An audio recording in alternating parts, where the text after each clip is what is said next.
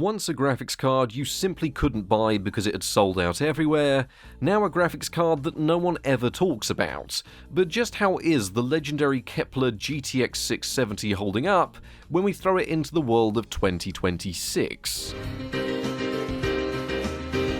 So, to continue our Chillblast saga, we've already taken a look at the computer itself, which was an old Chillblast pre-built gaming PC that was pretty good, and there's more things we want to do with it. But we've also taken out the processor and taken a look at that in its entirety. But the one thing we haven't looked at is the GTX670. You know, once the King of Kepler, because this was the affordable sort of upper mid-range you could get into, it's one card that no one really talks about. I mean, we've never featured it on the channel, we've never really looked at it properly. I think the closest we've come to looking at this was a scam graphics card we got a couple of years ago, and even then, I think it was a 670 actually. But if we take this, put it in a pretty much brand new gaming PC, is there more the GTX 670 can still do in 2026? Well, I am on the wrong version of the CEX website because apparently I'm on the Italian version, and they're about 25 euros in Italy, or they're also around £15 in the UK when they're in stock. I'd imagine you could probably pick them up for a similar price over on eBay. We'll probably get into pricing later, but as it stands, it's not a particularly expensive graphics card. It's just AMD just sort of seemed to completely decimate them as the years went on, but there are some people that prefer an Nvidia option, so maybe this is a good graphics card to pick up for sort of under the £20, $20, or around the €20 mark. So let's get it plugged in. It really is a weird one, Kepler, because you don't hear anyone talking favourably about it. From a retro perspective, maybe that's something we can touch on today, they are really formidable DirectX 11 graphics cards, if you can call DirectX 11 retro. It's still used in a lot of titles, which is why I don't really want to call it retro. And you know what? Just to be a little bit respectful to Kepler, we'll actually screw this in. And you never know, it's always good to have a video out there for people that are looking into Kepler and want to know, how do I get extra performance out of it, how is it actually doing, and what games can I actually run? So this could just be a video that's out there just for people that are looking at this as an option, because I doubt I'm actually going to come to the conclusion of this is a good idea. But we're going to try and be optimistic about it, aren't we? I don't even know if you could say I have an odd relationship with Kepler. It's just, I never really used it back in the day. There was a good subset of people that just couldn't afford it. I mean, myself personally, I used AMG GCN. I pretty much went from a Radeon X800 straight up to a Radeon HD 7750. So I skipped most of Terrascale, I skipped most of Fermi, I skipped most of everything between, to be honest, because that's the upgrade path that I took. I went from having no money to saving up £300 to build my own gaming computer at the time, and that was what I did. I just bought new parts. But then again, when are the last drivers for the 600 series? Scrolling that far down scares me. And you know what the best bit is about overclocking? We already know the maximum overclock this can actually achieve, so we can just go onto 3D Mark and apply those settings. I'm sure we'll include it in a graph anyway. What's using my network? I bet it's Fortnite. I bet Fortnite is updating again. Is that all Fortnite does? The only thing it does on your computer is just constantly update. There's like a gigabyte every day. It's worth noting as well that this graphics card was quite dirty. If you are looking at buying a Kepler card, chances are they are of the age where you will have to give them a clean and change the thermal paste. This one was actually artifacting at first because the contacts were a bit dirty and we were just getting poor signal out of it. So after giving this a good clean new thermal paste, we saw a big drop in thermals. A lot of them are the blower cooler as well, so you definitely want to get the dust out of there because it makes a huge difference to the thermal performance. I can't really think of anything else to say about it. Taking a quick look in GPU-Z just so I can tell you when the last drivers did come out, because as somewhat recent final drivers, I say somewhat recent, 2024, so a year and a half ago, but still it does mean you get things like GeForce Experience. So yeah, it does. It's actually got a few settings already set up for things like Halo 5. It's 914 megahertz from factory. We were running it with 1215. Right, just run it through that again just to make sure that any weird performance quirks are now fixed. Yeah, we're back up to being rated excellent, so we're 200 points above the average score, which makes sense with a very basic overclock. 100 megahertz on core, 200 megahertz on memory, increase the power limit. If we just pick a random game, can it actually still work on Kepler? I don't really know what's like a new title that it can optimize. Let's say I'm quite curious about, where was Halo? Because this isn't even one we usually benchmark. I'm just genuinely curious what it thinks it's going to do. It is one point that is worth mentioning is, for a lot of people, this is how they actually set up games. Some people don't even venture into the game settings, they rely on the drivers to do it for them. Let's try something a bit more normal. Right, GTA 4 has the optimal settings, very high, all of this. No, you can still customize the settings here. It crashes. Run Warband. What are the optimal settings? Optimal settings is maxed out. Yeah, do it. Oh lord, this man's got a he's been harpooned.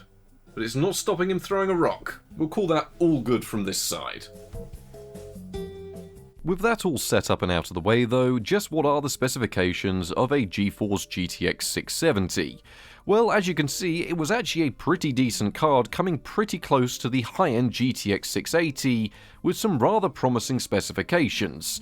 It's based on the Kepler 28nm architecture GK104 and has 2GB of GDDR5 VRAM. You can occasionally and very rarely come across 4GB versions that definitely back in the day were considered a tad overkill. You've got to remember this is a graphics card from 2012. It has a 256-bit memory bus. Drivers are final as of the midpoint of 2024, but they are quite solid final drivers, nothing to write home about like Fermi, but they are decent and don't cause all too many problems. They'll install and they will work.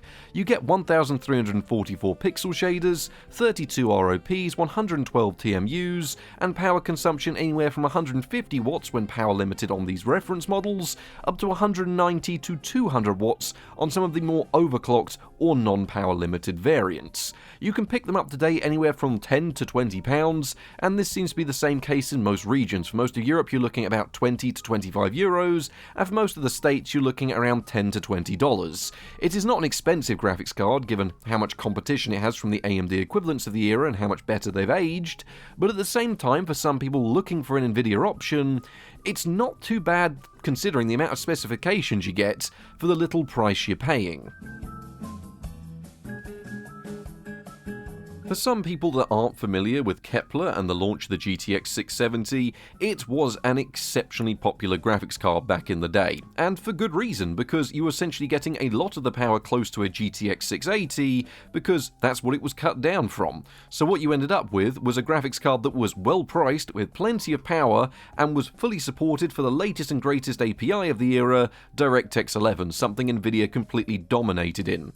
Reviews were so good that it sold out frequently for the first couple of months, and most viewers actually recommend it over the flagship GTX 680 because the performance gap wasn't large and the price gap was certainly pretty big. So for people looking to get into 1080p and even some early 1440p setups, it was a solid upgrade over the Fermi generation that came beforehand, essentially offering even better DirectX 11 performance, and with DirectX 12 being nowhere to be seen, at the time this was the graphics card to have. One of the reasons they flooded the market though is they weren't just used in frequent DIY builds of the era, people actually speccing up actual gaming PCs, whether they be from Alienware, Dell XPS systems, or custom builders like Cyberpower or Chillblast, any sort of one of those pre-built companies would be offering you a GTX 670 because they could offer good profit margins while still giving you good performance. I mean, look at the Chillblast Gaming PC we got. That was about £1,200 back in the era, and someone managed to get 13 years out of the system before they had to move on from it.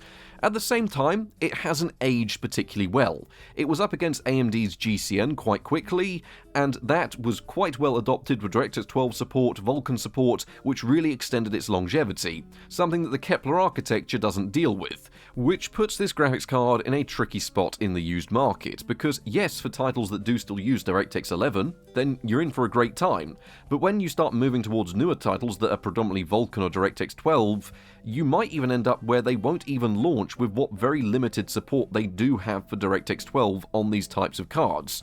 Generally, my way of looking at it has been, if it will launch on Fermi, it'll launch on these. These technically do have a little bit more support than that, but the cutoff point is so similar that really, it hasn't aged particularly well.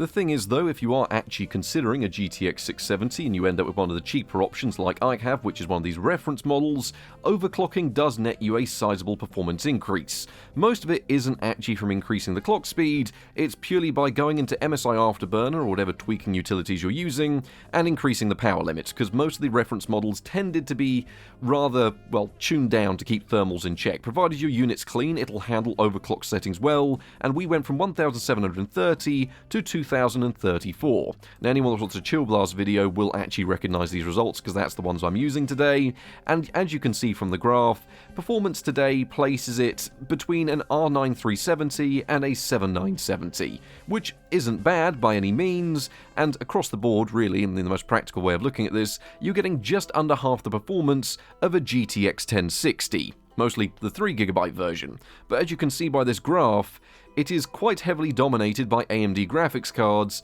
and it's amazing that Kepler, even admittedly as a high-end Kepler card, actually managed to return such a good score in Time Spy, because it doesn't deal with Time Spy as well as its competition. I mean, the R9 370 is cheaper than this, if not the same price on the used market, and probably in new titles will outperform it. So with the benchmarking today and how we're testing the GTX 670, we did look at it in the Chillblast Gaming PC, but in a lot of those instances we were RAM limited, and in some instances we were even CPU limited. If you want to find out the performance of that PC, there was a video earlier this week covering the processor, and a video last week covering the actual PC this came from. Some people that may be looking at picking up a used pre-built or something of the likes, you may very well end up with a GTX 670 or something like that in the system because of just how many of these were sold to both DIY builders and to OEM providers and custom builders and the likes. So it's still a common graphics card to come across.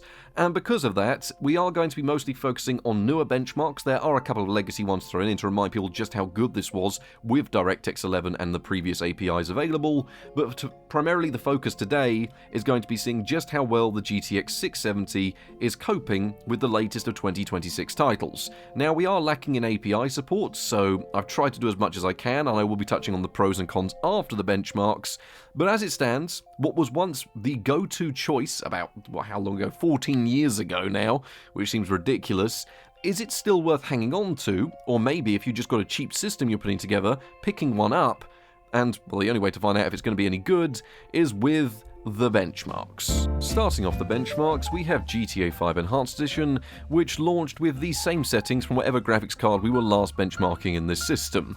It was a tad optimistic, thinking a graphics card with just 2GB of VRAM that doesn't deal with DirectX 12 particularly well could run this game with very high settings in 1080p, but it did a somewhat admirable job, returning just over 30 FPS when not much was happening, but unfortunately the moment something did happen, you were seeing around 24 to 29 FPS. Fortunately for us, dropping the game down to high settings, that's just the straight up high presets, nothing else tweaked around, we saw this frame rate pretty much double, up to 48 FPS, with really solid frame times down to 44 FPS.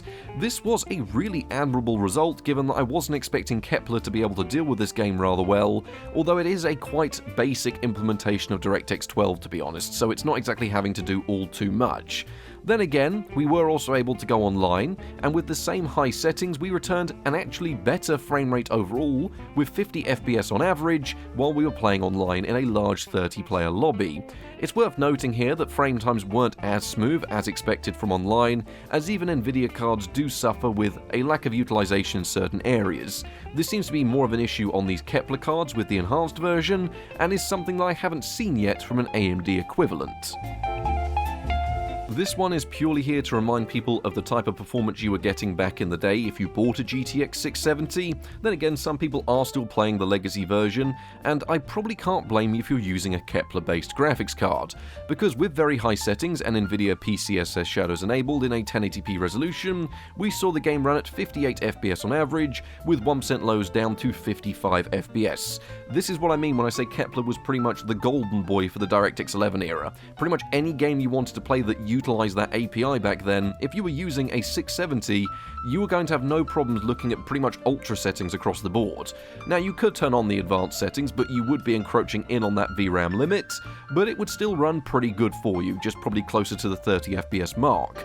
Over in the world of online, I'm not too sure what was happening. I was struggling to find a full lobby, so we were actually in a lobby with just under 16 players, explaining the higher overall average frame rate and the better 1% lows. So I can't really comment too much on how Kepler's dealing with a full lobby, because I spent around 20 minutes hopping through lobby to lobby to lobby, and just no one was playing this at the time, so I couldn't actually find a fully populated one.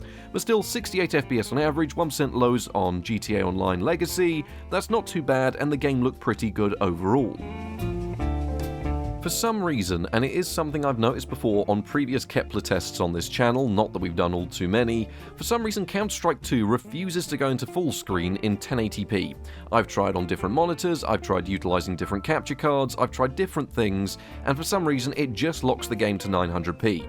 That's probably not a problem, because really you need this resolution to see the frame rate we're seeing, but still, it's just something worth keeping in mind. How does it run though? Well, it's nothing exactly amazing, but with competitive settings in this 900p resolution, it looked pretty good with 109 FPS on average, with 1% lows down to 73 FPS. So the frame times pretty much ensure that you're kept over 60 FPS during most instances. This would go down there during death matches, but would go up during competitive matches, and it was about the same as this depending on the map, so it can handle things like Nuke and some of the more intensive maps with no problems. I'm not exactly going to go and recommend a Kepler-based graphics card for Counter-Strike, but it does have some advantages, despite the disadvantage of the resolution, over GCN, in that the game doesn't spend the first couple of minutes on a map when you've not played it before, stuttering all over the place, which made this benchmarking a lot easier. So Counter-Strike 2, pretty good experience, just for some reason I couldn't get it to launch in 1080p. Even external advanced options wouldn't enable it for me for some reason. BeamNG already defaulted to a mixture of medium and high settings in 1080p, so I thought we'd run with these and try the jungle benchmark map. And how did it run? Well, absolutely fine. Once again, this is utilising the DirectX 11 renderer, not the Vulkan renderer, which I don't even think launches on these graphics cards, so what you are seeing is fairly solid DirectX 11 style performance. 42 FPS on average, with solid frame times down to 37 FPS, and honestly, you could probably turn a few more of the options up to high when you're on simpler maps and simpler scenarios. It's really just the jungle map pushes so much in terms of VRAM on these cards that 2GB doesn't go very far anymore. So really, you're looking at medium and high settings for a good experience, but I can't really argue with how it's running because it did run well. This isn't the first time that we've seen M&B Bannerlord have issues, because for some reason on certain graphics cards, and I'm not sure why, it will refuse to load the built-in benchmark, which is a shame because it is actually a rather comprehensive test, but still we can simulate this with our own large battle benchmark, which we can just do through the custom battle starter. With medium settings in 1080p, with a battle reminiscent of the late game, we saw 41 FPS on average, but unfortunately saw 1% lows just south of 30 FPS, something that became all too apparent when there was lots happening on screen and you filled up the VRAM buffer. You could drop the game down to very low to manage a 1080p resolution, but this was about your only option if you wanted to keep above 30 FPS in these situations. Unless of course you don't mind dropping the resolution, in which case it brings the game to a much closer to 60 FPS experience overall, with much better frame times while still keeping you with medium settings. So really, Bannerlord's still running okay, but medium and 720p will return you the best experience when you make it through to a late game scenario. Keep in mind, early to mid game, absolutely fine in 1080p, it's only when you start getting to these ridiculously large battles, you're going to start having problems. PUBG should deal with this game rather well. It's worth noting though that if your game is already set to launch in DirectX 12, for some reason, I don't know why this was happening, but it's another one of those weird quirks of Kepler being out of support with not very good DirectX 12, it will launch the game in DirectX 12 and then drop the graphics card from doing the rendering and rely on your processor to do it. So I had to go back through the config files, delete them all and reset it, ready for Kepler to actually optimize the settings through the drivers, which for some reason Kepler can still do, and it defaults it to DirectX 11 enhanced with low and medium settings in 1080p. So I thought, you know what, if those are the drivers' decision, then that's what we're going to run with. And we saw 53 FPS on average, with 1% lows down to 37 FPS, a figure that would stabilize as the match went on. Subsequent matches as well would also net you a slight increase in the frame times, as the game was just, I'd imagine it compiled shaders and a few other little bits and pieces like that in the background that eventually are completely dealt with and do have to be done once you reinstall graphics card or reinstall drivers. Still, at the end of the day, PUBG, a surprisingly good experience, albeit one with low and medium settings. Red Dead Redemption 2 is a nightmare to configure on 2GB graphics cards, so I thought, you know what, we've got the Nvidia drivers, this is meant to be a selling point for the Nvidia drivers, is how good they are at configuring the games for you, so I let the game just launch up with the optimized defaults, which included low textures, medium effects, and for some reason the shadows turned up to ultra in 720p. And this is all well and good because you can't actually change the settings in-game because you're always close to the VRAM limit, no matter what you do. Sometimes turning settings down from ultra to low will use more VRAM according to the game, and you can't apply those settings, which is just a complaint about this game in general. It's a pain to benchmark. We saw 35 FPS on average, which sounds pretty good, but 1% lows down to 25 FPS when you're during town, cities, and there's lots of effects going on isn't exactly the best. I'm assuming we were definitely going over a VRAM limit somewhere, but with no way to configure the settings unless we started going through the config file, which you could do, but it will just take you a lot of time to do. But still, at the same time, you put a 30 FPS cap in place, you could probably get away with the settings it's decided for you. Fortnite does still have a DirectX 11 mode, where we were able to run the game with low and medium settings and return 63 FPS on average, with 1% lows down to 46 FPS, all while utilising a 1080p resolution. It's worth noting that the DirectX 11 render was selected by the game itself, but this doesn't take away from the fact that it also chose ultra settings on a GTX670 for some reason, so I had to dial those back a little bit. At the same time, it was quite stuttery and a bit jittery in places, so the best way of getting rid of this was to cap the game at 50 FPS, not 60, down to 50. It sounds a bit ridiculous, but I'd much rather play this game at a capped 50 FPS frame rate with very little alteration in the frame times than I would with the way it was running before, because you're trying to aim and then suddenly you drop about 20 frames per second, which is a lot more noticeable than just dropping 1 or 2. So Fortnite was playable with low and medium settings, but I would really recommend you run the game with a 50 FPS cap, or maybe the performance mode enabled if you're looking for a higher frame rate. The one area where this card does actually deserve a degree of praise is that Baldurs Gate 3 will actually run on it pretty well. Now, you are limited to low and medium settings utilising DirectX 11 in 720p, but we did return 45 FPS overall, with 1% lows down to 38 FPS in a rather new title. Going to show that if a game does still utilise DirectX 11, well, Kepler can still manage it pretty decently. It's also worth noting here that compared to AMD cards of the era that flat out can't run the Vulkan version as well, and are stuck utilising DirectX 11 with worse performance than this, well, Kepler does actually return a surprisingly decent experience in a game where you wouldn't really expect it. Maybe it actually got some degree of driver-side optimizations for this, maybe it's just how excellent the architecture deals with DirectX 11. At the end of the day, this was a really solid performer, and one that I wasn't exactly expecting from the graphics card. To put into perspective how the graphics card deals with DirectX 9, which is something that these cards deal with pretty well, pretty good actually, and considering the fact they do have Windows XP, Windows Vista, and Windows 7 drivers available, maybe that's something you want to keep in mind. So I doubt anything will be more intensive than Black Mesa running with the Ultra Zen test in 1080p. Now, we saw an average of 71 FPS, which was respectable, although frame times meant there was a degree of hitching down to around 43 FPS that seemed pretty consistent. You could get rid of this entirely, but it would involve you capping the game at 60 FPS, something I personally have no problems doing. This would in turn net you a 60 FPS average, with 1% lows down to 57 FPS, while also running the most intensive areas of this game at ultra settings. So once again, Kepler deals with the title rather well, but a 60 FPS cap in place certainly does help things out. Fallout 4's latest anniversary update has given some questionable levels of performance to older graphics cards, but it turns out Kepler is still dealing with it absolutely fine as the game launched and immediately decided we should be utilising the high preset. And overall, even in one of the more intensive areas of the game with all of these effects turned on, it ran pretty much perfectly.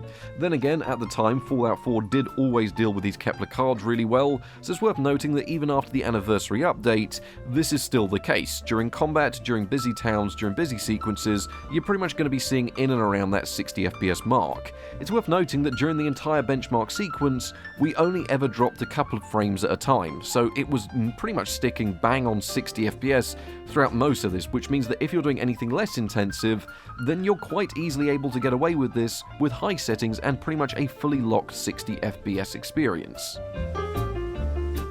Early DirectX 12 titles will run quite well on Kepler cards, but they're never going to run quite as well as their sort of AMD counterparts from the GCN era. By playing Forza 6 Apex with dynamic medium options, which means the game could configure itself in and around the settings it needs to be, with a 60 FPS target set, we did see the game return an average of 60 FPS. Fortunately, with the dynamic settings, you can't really tell what's being turned down to low because everything in your general vicinity seems to look pretty good. Then again, this isn't a really appropriate benchmark because, one, I'm not even too sure that Microsoft lets you download this anymore, and two, well, it's a very early DirectX 12 title that isn't reminiscent of how the API would progress and go on to have different versions. So it's nice to see that there was a time when the overlap between DirectX 12 and DirectX 11 wasn't too much of a pain for Kepler, but that era didn't last very long. That's the only reason I included this benchmark in here. The latest release of Hitman running with the Dartmoor benchmark map, and to be able to get this to run smoothly, we did have to manually tweak the game down to low settings and a base simulation option in 720p. Judging by the frame rate you're seeing here, you might think we have a bit more wiggle room, but unfortunately when you start turning settings up much higher than this, then things they go downhill quite rapidly. We still had quite a few of the effects turned on, so we weren't exactly resorting down to the levels of turning off things like reflections, but at the same time, if you wanted to actually be able to play this, you are looking at the lower side of options, the lower side of simulations, and a lower 720p resolution. Overall, I can't really argue with it, but it goes to show the progression from, well, it's quite a newer title than Forza 6 with more going on, but it goes to show that newer DirectX 12 just doesn't run particularly well on Kepler. Next up we have Rust, which was running with a mixture of low and medium settings, which was taken from the low preset and then tweaked around from there. I did drop it down to quarter textures, which is the resolution of the textures, which when you utilize the low settings is actually just on half, which isn't actually too much of a drop anyway. Still, with these settings configured around, even in a 1080p resolution, we returned a rather decent and playable 45 FPS on average, with decent frame times once they'd stabilized at around 38 FPS. Once again, I've not really got all too many ideas of how to play Rust, so these figures are taken from running around for a little bit, seeing what's going on, and then a combination of the built-in benchmark as well, which seems to be fairly reminiscent of how the game tends to run. So Rust seems pretty playable to me. People have to let me know if this is a good enough frame rate, because you could always go lower than this if you needed to. But finally, can it run Crysis? Which seems like quite a relevant test here, because as much as I don't want to make this a retro benchmark because, well, it's still holding in there just about playing some quite new titles, it was always designed to run games like Crysis pretty well. With ultra settings in the DirectX 10 renderer, we saw a 1080p resolution return us 64 FPS on average, with good enough frame times down to 51 FPS once everything had stabilized. So Crysis works well, it shouldn't really be of any surprise there. This card was always, I'm fairly sure people are benchmarking this game on this graphics card when it came out, purely just to get an idea of the performance you could get out of it. So Crysis works well, and that's really all there is to it. It pretty much means that anything from sort of the DirectX 10 and prior era should work perfectly fine on Kepler. It's only when you start moving beyond DirectX 11 you start running into problems.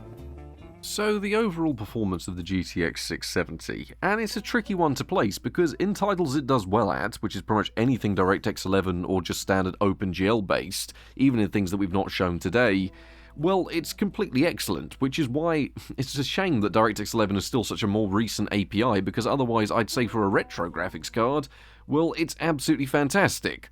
But the thing is, it does still just about hang in there for titles today, and the reality is, lots of its GCN counterparts from AMD are still being purchased by people all over the world on the used market and the refurbished market for use in modern titles, so it is an area we have to look at. And one thing that makes the benchmarks look better than they really are is the fact that a lot of titles that may have launched at one point but don't anymore, like Cyberpunk 2077, will just no longer work on the graphics card. Now, there are videos online showing it used to work in probably previous patches, but as it stands today, I had absolutely no luck getting it to launch. The thing is though, I can't really criticise the performance that we got in certain titles where it's well supported. It's just nothing to write home about. It's a good graphics card that's still hanging in there. It's just not very exciting because, I mean, sure, you look at GTA 5's legacy performance and you go, well, that was great, but that's a 2015 title, which is actually from 2013 if you include the original release, which is about when this graphics card became a thing. So it's a tricky one, isn't it? Because objectively, by today's standards, GCN is better, but this is, to some people, and I'm sure the fact that the drivers are pretty solid, will be good enough that maybe they want to consider it. It really is a tricky one. Oh, and Counter-Strike was surprisingly decent for how cheap this graphics card is. That's worth throwing in there. There are a few other points to touch on. I mean, really, there's not a huge deal to say about Kepler that I didn't just say already in the performance summary. But I can tell you, well, the drivers are excellent in terms of the features they offer you. You still get the Nvidia overlay for talking about performance and giving you an actual reading that isn't MSI Afterburner, which does work in all titles I tested. It also includes the photo mode, the filter mode, anything like that, where if you utilize it in a supported title, one that is supported on Kepler, keep in mind, it will still work and give you additional features. It's also worth noting that while OBS has dropped support for Kepler, Nvidia's drivers do leave Shadowplay in a working state, so you can use your graphics card for Shadowplay, and titles like PUBG and Fortnite and some of the other competitive shooters will hook into this and will let you record your best moments and things like that via the graphics card, which does still work and is a supported feature. So I have to give them credit there. Where you've got AMD's final drivers for GCN, which no one uses, they all use the modded drivers, which in turn leads to it being even more questionable whether their features will work or not. I have to give Nvidia credit. No, there's no modded drivers offering extra support, but what you do get is really solid final drivers that maintain all of the features this graphics card would have had when it's new, things that have been added over time, and it leaves you with the feeling that this is a polished product. I mean, I'm not exactly slagging off the AMD cards because, let's be honest, by all accounts they are a better purchase, and if you're willing to go into this side of the market, you're probably willing to work around and tweak things through. But if you're looking at this part of the market and you just want something that may work fine, well, all we had to do to get this card working was to download the drivers, double-click them, and we're good to go.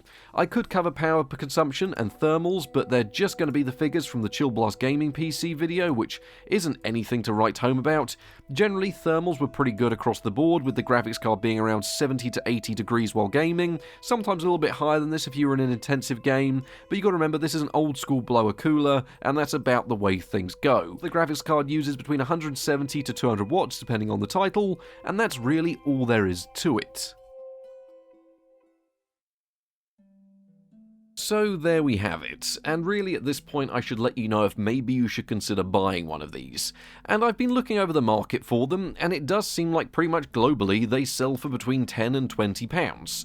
But when you consider that is also the same territory that cards like the HD 7970 are in, that completely decimate this card in all new titles, will launch Cyberpunk, will launch new DirectX 12 titles, and will just carry on going, well, it's a bit of a tricky one, isn't it? Because all I can really do is say it's stable, it works, and if this is your only option, then you can still get by with it. But that's really all there is to say about it. If you are someone that is desperate to not use an AMD card, has a very limited budget, and is looking to play these types of titles, then yes, the GTX670 is probably a good option for you. But it does use quite a lot of power considering what you're actually getting out of it, so you've got to factor in, can your power supply handle it? You have to question why you're so loyal to a brand but you're spending 20 quid on a used product. But still, I think the main takeaway from this has been interesting. We know Kepler isn't doing great. We know that really it's only a choice that's there if you're desperate for a card and there's no alternatives, but it is admirable that it is still hanging in there somewhat. This video was only ever made because I came across this graphics card in a pre-built of the era, and someone got 13 years out of that system and was more than fine with the performance they were getting. So at the same time, no, Kepler's not doing great, but it's hung in there long enough that most people won't have mind. So thank you all very much for watching. I hope that's a good enough conclusion for you all, and good night.